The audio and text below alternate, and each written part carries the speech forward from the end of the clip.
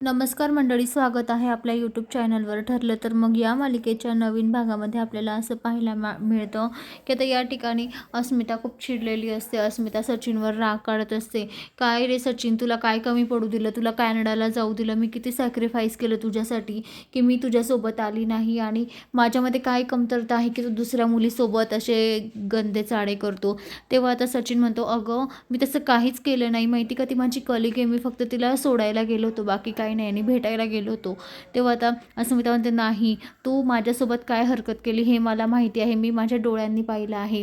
तेव्हा आता अर्जुन म्हणतो की हो मलाही माहिती आहे. तेव्हा कल्पना म्हणते, अर्जुन तुला हे माहिती आहे, मग तू का नाही सांगितलं आधी?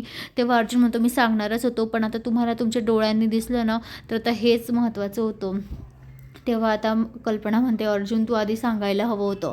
पण आता अर्जुन म्हणतो, मी सांगणारच होतो, पण आता तुम्हाला समजलं आहे, तर आता याची काही खैर नाही. तेव्हा आता अर्जुन आता सचिनला चांगलाच बदडून काढतो, कारण आता अर्जुनला खूप राग आलेला असतो सचिनचा, कारण त्याने अर्जुनने आधीच त्याला म्हणजे हे केलं, ताकीद दिलेली होती की तू असं नाही करायचं, आता माझ्या बहिणीला अजून धोका नाही द्यायचा.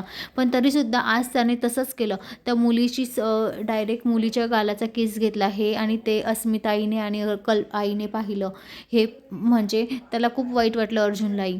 तर आता इकडे पूर्णाजी दारासमोर आलेली असते.